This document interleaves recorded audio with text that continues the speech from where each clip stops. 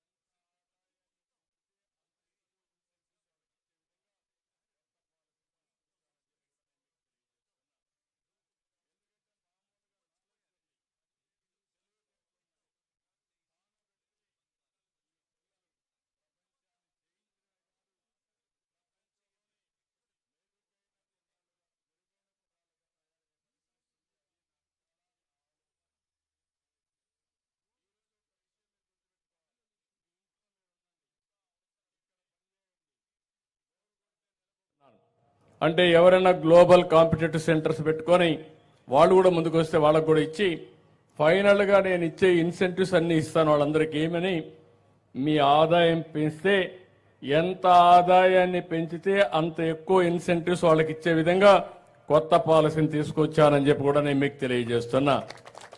ఎందుకంటే మామూలుగా నాలెడ్జ్ ఉంది, తెలివితేటలున్నాయి. సాన పెడితే ఈ పిల్లలు ప్రపంచాన్ని జయించడమే కాదు, ప్రపంచంలోనే మెరుగైన కుర్రాళ్లుగా తయారయ్యే పరిస్థితి వస్తుంది. అది నా కళ, నా ఆలోచన. ఈరోజు ఒక విషయం మీరు గుర్తుపెట్టుకోవాలి. మీ ఇంట్లో మీరు ఉండండి, ఇక్కడ పనిచేయండి. బోరు కొడితే నెలకు ఒక 10 రోజులు వర్క్ స్టేషన్కి వచ్చి అక్కడ పనిచేయండి. మీరు ఫిజికల్గా పోవాలంటే ప్రపంచమే హద్దు. వర్చువల్, ఫిజికల్, హైబ్రిడ్ మోడల్ భవిష్యత్తులో రియాలిటీ. దానికోసం నేను ప్రమోట్ చేస్తున్నా. ఇంకో పక్క మీరు వ్యవసాయం చేస్తూ మీ ఇబ్బందులు చెప్పారు. నేను అందుకే నిన్న పోయినప్పుడు చూశాను. ఏదైతే దావోస్లో కూడా అందరితో మాట్లాడినప్పుడు DP world, Jebel Ali airport Dubai, port Dubai, వాళ్ళు వచ్చి లాజిస్టిక్స్ అన్ని కూడా చేస్తామని ముందుకు వచ్చారు. వాళ్ళు వస్తే బ్యాక్వర్డ్ ఫార్వర్డ్ ఇంటిగ్రేషన్ అంతా చేస్తున్నారు. అంటే మామూలుగా కోల్డ్ చైన్ మొదలుకొని ప్రపంచంలో ఈ ప్రోడక్ట్ తీసి అమ్మడానికి, విత్ ఇన్ ది కంట్రీ అమ్మడానికి, డ్యామేజెస్ తగ్గించడానికి మొత్తం కూడా వర్కౌట్ చేస్తున్నారు. మధ్యవర్తులు కూడా పోయే పరిస్థితి వస్తుంది. మీలో ఎవరైనా హుషారుగా ఉంటే farmers producers cooperative organization FPP పెట్టుకోండి. ఫార్మర్స్ ప్రొడ్యూసర్స్ కోఆపరేటివ్స్ పెట్టుకుంటే దానిపైన government of India viability gap funding ఇస్తున్నారు. రాష్ట్ర ప్రభుత్వం అండగా ఉంటాం. ఇలాంటి పెప్సికో కానీ, వాల్మార్ట్ కానీ, లూలు కానీ, నేను చెప్పినట్టు డిపి వరల్డ్ కానీ, లేకపోతే ఏపీ ఇంకొక organization world best logistics company ఉంది, వీళ్ళందరినీ తీసుకొస్తాను. ప్రభుత్వం పూర్తిగా అండగా ఉంటాం. అందుకే 5 ప్రాంతాల్లో 5 రతన్ టాటా ఇన్నోవేషన్ హబ్స్ కూడా పెడుతున్నాం. స్టార్టప్ కంపెనీస్ని ప్రోత్సహిస్తున్నాం. మీ ఊర్లో నువ్వు కూర్చొని నాలెడ్జ్ ఎకానమీలో పనిచేయడం కానీ, మీ ఊర్లో నువ్వు కూర్చొని మీ ఊర్లో ఉండే వ్యవసాయ ఆధార పరిశ్రమలు పెట్టుకుని డబ్బులు సంపాదించే మార్గం నేను చూపిస్తానని మీ అందరికీ హామీ ఇస్తున్నా. ఇక్కడికి వచ్చినప్పుడు ఒక పక్క MSP వాణిజ్య పంటలకు కూడా ఇవ్వాలనుకుంటున్నాను. రాయలసీమలో హార్టికల్చర్ పంటలు ఎక్కువ వస్తాయి, పండ్ల తోటలు, కూరగాయలు, పూలు ఎక్కువ వస్తాయి. ఓసారి రేటు పడిపోతే మీరు ఇబ్బంది పడుతున్నారు. ఇక్కడ కూడా MSP అన్ని పంటలకు పెట్టి ఏ పంటకు కూడా రేటు పడిపోతే పూర్తిగా ఆదుకునేట్టుగా మీకు చేయూతనిచ్చే విధంగా ఒక కార్యక్రమం తీసుకొస్తాం. రెండవది, రాయలసీమను నీళ్లుంటే రతనాలు పండించే సీమ ఇది. నీళ్లు లేకపోతే మనం ఇబ్బంది పడుతున్నాం. ఈ రాయి చోటు అందుకు ఒక ఉదాహరణ. ఈ రాయి చోట్లగా నీళ్లుంటే ఇప్పుడు మన పిల్లలు మాట్లాడినట్టు వండర్స్ జరిగేటివి. కానీ కొన్ని సమస్యలు వచ్చాయి. హంద్రీ నీవా నేను గాని అధికారంలో ఉండుంటే 1920కి ఈరోజు ఈ కాలువ శ్రీనివాసపురం నుంచి అడవిపల్లికి వెళ్లి చిత్తూరు దగ్గరికి వెళ్ళుండేది. 5 ఏళ్లయింది. ఒక పైసా ఖర్చు పెట్టలేదు. ఖర్చు పెట్టకుండా ఈ ఎడారి ప్రాంతాన్ని ఎడారిగా మార్చేసే పరిస్థితికి వచ్చారు. ఈ సంవత్సరం నేను మొన్నే టెండర్లు కూడా పిలిచాం. ఆ నీళ్లన్నీ తీసుకొస్తున్నాం. ఏదైతే తంబళ్లపల్లి నుంచి నేరుగా ఒక కెనాల్ ఇక్కడ రావాలి, శ్రీనివాసపురం రావాలి. అవి చిన్న చిన్న గ్యాప్లు ఉన్నాయి. ఒకవేళ అవసరమైతే ఎన్విరాన్మెంట్ క్లియరెన్స్ రావాలి. అక్కడి నుంచి నేరుగా సంబేపల్లి మీదుగా నేరుగా ఇది మళ్ళీ అడవిపల్లికి వెళ్తుంది. అక్కడి నుంచి నేరుగా చిత్తూరుకి వెళ్తుంది. వీలైనంత తొందరలో టెండర్లు పిలిచి ఇది పూర్తి చేస్తాం. ఇది పూర్తి చేస్తే ఒక పక్క నీటి సమస్య మీకుండదు. నీళ్లుగానుంటే ఒక పక్క ఐటీ, ఒక పక్క హార్టికల్చర్. బంగారు పండిస్తారు. మీరు ఇక్కడ కూర్చొని ఏం కావాలన్నా చేసే పరిస్థితి వస్తుంది. మంచి పళ్ళ తోటలో కూర్చొని మంచి గాలి పీల్చుకుంటూ ఆరోగ్యంగా ఉంటూ ఐటీలో పనిచేసే పరిస్థితి వస్తుంది. అదే మరి అంద్రినీవాలో పీలేరులో 70,000 ఎకరాలు వస్తుంది. ఇక్కడ వస్తుంది. నేను ఇప్పుడు కొత్తగా ఒకటి ఆలోచించాను. మీరందరూ గుర్తుపెట్టుకోవాలి. ఈ రోజు రాయలసీమ ఈ మాత్రం ఉందంటే దానికి స్ఫూర్తి ఎన్టీ రామారావు గారనే విషయం మీరు గుర్తుపెట్టుకోవాలి. మీకు కావాల్సింది కులాలు, మతాలు, ప్రాంతాలు కాదు. ఎవరు న్యాయం చేశారు, ఎవరు ఈ ప్రాంతానికి ముందు చూపుతో ఆలోచించారు, ఎవరి వల్ల మనమందరం బాగుపడ్డాం, ఏ పార్టీ వల్ల లాభం వచ్చిందో మీరు ఆలోచించుకుంటే ఒక్కరు కూడా రాయలసీమలో వేరే పార్టీకి ఓటేరు. అందరూ తెలుగుదేశం పార్టీకే ఓటేస్తారు. ఎందుకు నేను ఈ మాట వాడుతున్నానంటే అందరూ కూడా రాయలసీమ అంటే ఇది రాళ్లసీమ, ఎడారిగా మారిపోతుంది, ఈ ప్రాంతానికి ఏమీ చేయలేమంటే కాదు. ఈ ప్రాంతాన్ని ఆదుకుంటామని, ప్రాజెక్టులు కడతామని శ్రీకారం చుట్టిన ఏకైక వ్యక్తి నందమూరి తారక రామారావు గారు. ఆ రోజు ప్రాజెక్టులు ప్రారంభించారు. అక్కడి నుంచి పట్టుదలగా నేను ముందుకు పోయాను. 5 సంవత్సరాలు 14-19లో మీరు చూస్తే 64,000 కోట్ల రూపాయలు ఖర్చు పెట్టి ఇరిగేషన్ ప్రాజెక్టులన్నీ పరిగెత్తిచ్చాను. బ్రహ్మాండంగా పనిచేశాం. 19-24 వరకు వచ్చిన ప్రభుత్వం ఒక్క పైసా ఖర్చు పెట్టకుండా మీరు తప్పు చేశారని నేను ప్రాజెక్టుల పైన పెద్ద ఎత్తున ఆందోళన చేయాలి, చైతన్యవంతులు చేయాలని వస్తే నా మీద తప్పుడు కేసులు పెట్టి నన్ను జైల్లో పెట్టే పరిస్థితికి వచ్చారు. కానీ ఈరోజు మళ్లీ చెప్తున్నాను, పోలవరాన్ని గోదావరిలో ముంచేశారు. డయాఫామ్ వాళ్ళు పోగొట్టే పరిస్థితికి వచ్చారు. 400 కోట్ల రూపాయలతో పనిచేస్తే మళ్లీ ప్యారలల్ గా కాలువని డయాఫామ్ వాళ్ళు కొత్తగా నిర్మాణం చేయాలి. దీనికి 1000 కోట్లు అవుతా ఉంది. 400 కోట్లు పోయింది. ఇప్పుడు అదనంగా 1000 కోట్లు ఖర్చు పెట్టే పరిస్థితికి వచ్చారు. ఢిల్లీ కూడా కాలయాపన 5-6 సంవత్సరాలు అయ్యే పరిస్థితి వచ్చింది. మొన్ననే మీరందరూ ఈసారి ఎప్పుడూ గెలవనే రాయి చోటును కూడా గెలిపించారు.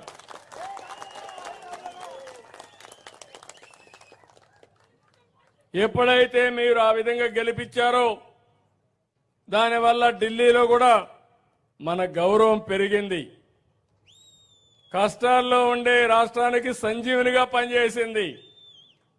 వెంటిలేటర్ మీద ఉండే రాష్ట్రానికి ఆక్సిజన్ ఇచ్చింది. అందుకే ఈరోజు గర్వంగా చెప్తున్నా, పోలవరానికి 12,000 కోట్ల రూపాయలు శాంక్షన్ చేశాం. 2027కు పూర్తి అవుతుంది. ఒకప్పుడు హైదరాబాద్ అభివృద్ధి చేశాను, అమరావతికి శ్రీకారం చుట్టాను. హైదరాబాద్లో భూమి ఉంది, అమరావతిలో ప్రైవేటు భూమి ఉంది. నేను ఒక పిలిపిస్తే నన్ను నమ్మి 55,000 ఎకరాలు రైతులు ల్యాండ్ పూలింగ్ లో ఒక్క పైసా తీసుకోకుండా ఇచ్చారంటే అది నమ్మకం. నేను అందుకే మిమ్మల్ని కూడా కోరుతున్నా, నేనేదో గాల్లో మాటలు చెప్పడం లేదు. ఇంతవరకు చేసిన పని యొక్క ఫలితాలు మీరు చూశారు. ఒక హైదరాబాద్ నగరం 30 సంవత్సరాల కంటే ముందు నా దూరదృష్టి. ఈరోజు హైదరాబాద్ నగరాన్ని మీరు చూస్తే మోస్ట్ లివబుల్ సిటీగా తయారైందంటే అడుగడుగున నా కృషి ఉంది. దాంట్లో ఎవ్వరూ కాదనలేరు. ఇప్పుడు మన పిల్లల ఆశలు చూశారు. అలాంటి సిటీ మాకు ఇంకోటి ఉండాలి. ఇక్కడ కూడా మేము పనిచేసుకోవాలంటే హైదరాబాద్ బ్రౌన్ ఫీల్డ్ సిటీ అంటే సికింద్రాబాద్ హైదరాబాద్ ఉంది, పక్కన సైబరాబాద్ నేనే నామకరణం చేశాను. హైటెక్ సిటీ పేరు నేనే పెట్టా, సైబరాబాద్ కూడా నేనే పెట్టాను. టెక్నాలజీ కోసం ఐటీ కోసం సైబరాబాద్ పెట్టి అభివృద్ధి చేశాను. ఇప్పుడు అమరావతి పేరింటే మీరు దేవతల రాజధాని. ఈ విషయం మీరు గుర్తుపెట్టుకోవాలి. దేవేంద్రుడు పరిపాలించిన దేవతల రాజధాని పేరు అమరావతి అని చెప్పి కూడా నేను మీకు తెలియజేస్తున్నా. అంతమంది శాతవాహనులు కూడా పరిపాలించారు. తర్వాత చరిత్రలో ఇలాంటి రాజధానికి నేను శ్రీకారం చుడితే ఇక్కడ కులాలు లేవు, మతాలు లేవు, ప్రాంతాలు లేవు, అందరికీ ఉపయోగపడుతుంది ప్రారంభిస్తే దాన్ని శ్మశానమని, ఎడారని, దాన్ని పూర్తిగా 3 రాజధానులని 3 ముక్కలాటాడి కడాన రాష్ట్రాన్ని భ్రష్టు పట్టించే పరిస్థితికి వచ్చేశారు. ఇప్పుడు మళ్ళీ కేంద్రంలో మనం పనిచేశాం కాబట్టి దానికి కూడా ముందుకు వచ్చారు. 15,000 కోట్ల రూపాయలు డబ్బులు శాంక్షన్ చేశారు, ఇప్పించారు. హడ్కో అవన్నీ కూడా ఇంకొక 15,000 కోట్లు వచ్చాయి. పనులన్నీ ప్రారంభమయ్యాయి. అది కూడా చెప్తున్నా, ఈరోజు మన పిల్లలు ఎట్లయితే తెలివితేటలతో పనిచేస్తున్నారో ఇంటి దగ్గర కూర్చొని 90 లక్షల రూపాయలు సంపాదించి అవసరమైతే వ్యవసాయం కూడా చేసి డబ్బులు సంపాదించే పరిస్థితికి వచ్చారు. అదే మాదిరిగా అమరావతిలో కూడా ఏదైతే భూములు ఉన్నాయో ల్యాండ్ మానిటైజేషన్ చేసి ఒక్క పైసా వేరే ప్రాంతాల డబ్బులు ఖర్చు పెట్టకుండా ఆ ప్రాంతాన్ని అభివృద్ధి చేసి అందులో వచ్చే డబ్బులే ఖర్చు పెట్టి పైకి తీసుకొస్తాం. అదే హైదరాబాద్ కూడా చేశాం. అక్కడి నుంచి సంపద వస్తుంది, ఆదాయం పెరుగుతుంది. ఆదాయం పెరిగితే సంక్షేమ కార్యక్రమాలు ఇచ్చే పరిస్థితికి వస్తాం. ఇప్పుడే నేను ఇక్కడికి వచ్చాను. గొల్ల చలపతి, ఆయన కొడుకు గొల్ల వెంకటేశ్వర్లు. ఈ కుర్రాడిని చూస్తే మూగు కుర్రాడు, ఏమీ చేయలేడు. ఎవరన్నా ఆయన తీసుకుపోవాలి. నేను వచ్చిన తర్వాత ఇలాంటి వాళ్ళకందరికీ 6,000 రూపాయలు పింఛను పెంచాను 3,000 నుంచి. దానివల్ల ఆ కుర్రాడికి ఈరోజు ఈ పింఛను వల్ల కొంతవరకు వెసులుబాటు వచ్చింది. వాళ్ళ తల్లి ఇక్కడ లేదు, డబ్బుల కోసం గల్ఫ్కి వెళ్ళింది. అక్కడ 3,000 4,000 సంపాదించి ఆ డబ్బులు పంపిస్తుంది. అంటే ఒక వ్యక్తి యొక్క జీవితాన్ని మీరు చూడాలి. కన్న బిడ్డను ఏ తల్లి వదిలిపెడదు, కానీ వెసులుబాటు లేదు కాబట్టి ఆ డబ్బులు పంపిస్తే వాళ్ళ అత్త మామలు వాళ్ళు చూసుకుంటారని చెప్పే ఉద్దేశంతో వదిలిపెట్టి అక్కడికి వెళ్లే పరిస్థితికి వచ్చింది. ఇప్పుడు ఆ కుర్రాడికి నేను ఆలోచించాను, కనీసం ఇంట్లో ఉండాలి, వస్తే ఎవరన్నా మోయాలి. అందుకే నేను ఆలోచించి ఈ ట్రై సైకిల్ పెట్టి బ్యాటరీది పెట్టి 45,000 రూపాయలతో ఈ రోజే శాంక్షన్ చేసి అతనికి ఇచ్చాను. పాప మగోడు ఆనందం చూస్తే నా కళ్ళలో నీళ్లు వచ్చే పరిస్థితి వచ్చింది. నా జన్మ చరితార్థమైందని అది చూసినప్పుడు, ఓ నా కోసం ఈ ట్రై సైకిల్ ఇచ్చారు, నేను కూడా ఊరంతా తిరగచ్చు అనే ఆలోచన ఆ కుర్రాడికి వచ్చిందంటే అది మానవత్వంతో ప్రభుత్వం పనిచేయాల్సిన విధానం అని చెప్పి కూడా నేను మీకు తెలియజేస్తున్నా. అది నేనేదో ఆఫీసులో కూర్చుంటే నాకు తెలియదు, ఇక్కడికి వస్తే తెలుస్తుంది. క్షేత్రస్థాయిలో చూస్తే తెలుస్తుంది. క్షేత్రస్థాయిలో చూసిన తర్వాత నేను ఎలాంటి పబ్లిక్ పాలసీలు తీసుకురావాలో తీసుకొచ్చే పరిస్థితి వస్తుంది. వాళ్ళ అవ్వ అయితే, అమ్మమ్మ అయితే, నాన్నమ్మ అయితే ఒకటి అడిగింది, మా అమ్మాయి కూడా వచ్చేస్తుంది, ఒక ఇంటి జాగా ఇవ్వండి, ఇల్లు కట్టిండంటే వాళ్ళకు కూడా 3 సెంట్లు ఇంటి జాగా ఇచ్చి ఇల్లు కట్టించే కార్యక్రమానికి శ్రీకారం చుట్టాం. ఇది కాకుండా కుర్రాడికి గవర్నమెంట్ ఆఫ్ ఇండియా ఏదైతే కొత్త ప్రోగ్రాం వత్సల కింద ఇంకొక 4,000 రూపాయలు అదనంగా, అంటే 6, 4, 10,000 రూపాయలు ఇవ్వడానికి కూడా శ్రీకారం చుట్టాం. ఇది కాకుండా ఇంకొక పక్క ఇంటి పైన సోలార్. కలెక్టర్ వేరే వాళ్ళతో మాట్లాడితే ఒక ఎన్ఆర్ఐ వచ్చి 60,000 రూపాయలతో సోలార్ 2 కిలోవాట్స్ పెట్టాడు. దీనివల్ల మీరు ఒకసారి ఆలోచిస్తే ఇంటిపైనే కరెంట్ ఉత్పత్తి చేసుకునే పరిస్థితికి వచ్చాం. ఒకప్పుడు కరెంట్ ఎక్కడ ఉత్పత్తి చేస్తున్నా మనకు తెలియదు.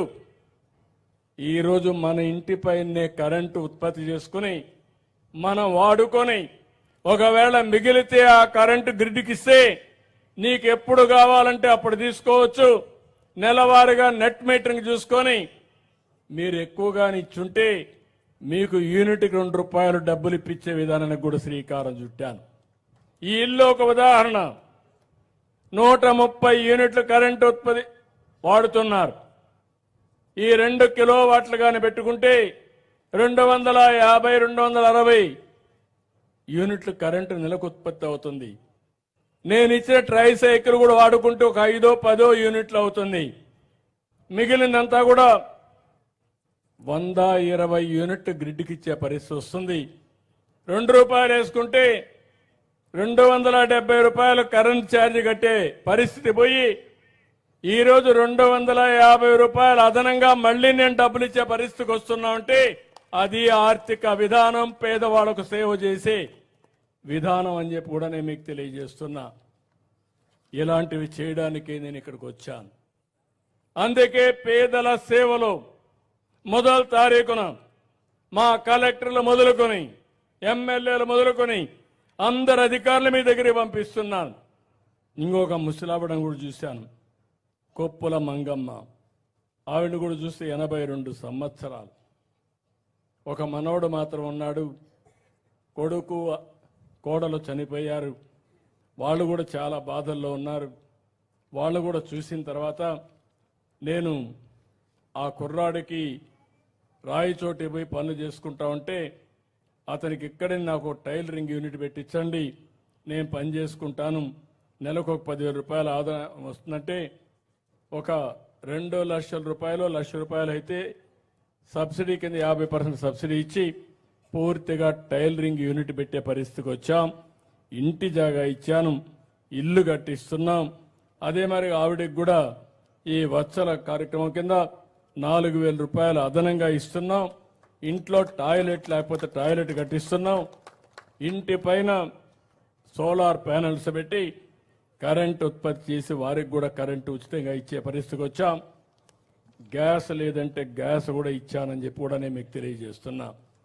అంటే మీరు గుర్తుపెట్టుకోవాల్సింది, ఇవన్నీ కూడా నేను ఎందుకు ఆలోచిస్తున్నానంటే మొన్న ఎన్నికల్లో మీరు చూపించిన అభిమానం నా జీవితంలో ఎప్పుడూ మరిచిపోలేను. 5 సంవత్సరాలు ఈ రాష్ట్రంలో ఒక దగా జరిగింది. రాష్ట్రాన్ని మామూలుగా పందికొక్కులు ఉంటాయి, అడవి పందులు. పందికొక్కుల కంటే అడవి పందులు మంచి ఎగ్జాంపుల్.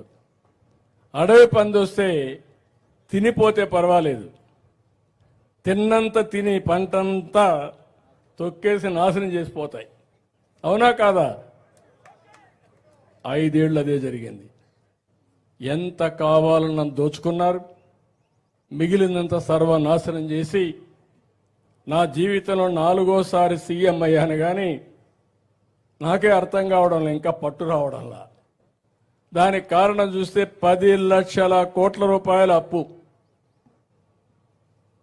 నేను 10 లక్షల రూపాయల అప్పు 10 లక్షల కోట్ల అప్పు ఉన్నాయంటే మీరేమంటారు? మీరు ఏమున్నా ఉండేయండి, నా పని మాత్రం మీరు చేయాల్సిందే. అది మీరు నా మీద పెట్టుకున్న నమ్మకం. ఎన్ని కష్టాలున్నా ఎన్ని ఇబ్బందులున్నా ఈయన కోటేస్తే మనం సురక్షితం, రేపు అన్నీ అయిపోతాయని నా మీద నమ్మకం పెట్టుకున్నారు మీరందరూ. అది ఒక ఈ సంబేపల్లె కాదు, రాయిచోటే కాదు, ఆంధ్రప్రదేశ్ రాష్ట్రం అంతా పెట్టుకున్నారు. దానికి కారణం గతంలో చేశాను, మళ్ళీ చేస్తాడు కాబట్టి మనం ఓటేద్దామని వేశారు. అందుకే గెలవని రాయిచోటు కూడా గెలిచిందంటే అదే ఉదాహరణ. అయితే నేను కూడా ఏం చేశానంటే, కేంద్రంలో మీరు చూశారు 4-5 ప్రాజెక్టులు, అసాధ్యమైన ప్రాజెక్టులను శాంక్షన్ చేయించాం. అమరావతి, పోలవరం, అక్కడి నుంచి విశాఖపట్నం స్టీల్ ప్లాంట్ ప్రైవేటైజేషన్ అయిపోతా ఉంటే నేను గట్టిగా మాట్లాడి ఎట్టి పరిస్థితుల్లో చేయాలని చెప్తే 11,400 కోట్ల రూపాయలు ప్యాకేజీ కింద ఆ ఫ్యాక్టరీని రివైవ్ చేసే పరిస్థితికి వచ్చాం. విశాఖపట్నం రైల్వే జోన్ ఇచ్చారు, ఆర్థికంగా కొద్దిగా సహాయం చేశారు, నిలదొక్కునే శక్తి వచ్చింది. అదే మరిగా ఎప్పుడో ఒకటి గుర్తుపెట్టుకోండి, ఎవరినో కాఫీ ఇస్తారంటే గౌరవంగా ఒక రోజు ఇస్తారు. మనతో బాగా మాట్లాడుతున్నారంటే మనం కూడా వాళ్ళకు ఉపయోగపడుతున్నామంటేనే మాట్లాడతారు, లేకపోతే మాట్లాడరు. ఒకసారి మాట్లాడతారు, రెండోసారి కనబడిస్తే ఏమంటారు, రోజు ఇదే పని మీద వస్తున్నావు, మీ దగ్గర తప్పించుకోవడానికి ప్రయత్నం చేస్తారు. ఇది సహజం. బంధువులు కూడా, స్నేహితులు కావచ్చు, బంధువులు కావచ్చు, కుటుంబ సభ్యులు కావచ్చు, మన శక్తి పైన మనం నిలబడుకోవాలి. అందుకే నేను కష్టపడుతున్నా, మీకు కూడా డబ్బులు సంపాదించే మార్గం నేర్పిస్తా. అందుకే నేను ఒక మాట చెప్పాను ఎన్నికల ముందు, మీరందరూ గుర్తుపెట్టుకోవాలి, సంపద సృష్టించాలి, సంపద వల్ల ఆదాయం వస్తుంది, ఆదాయాన్ని సంక్షేమానికి అభివృద్ధికి ఖర్చు పెట్టాలి. ఇది నిరంతరం చేసుకుంటూ ముందుకు పోవాల్సిన అవసరం ఉంది. ఈరోజు అందులోనే మీరు చూస్తే 64 లక్షల మందికి పింఛన్లు నేను పెంచే కార్యక్రమం తీసుకున్నానంటే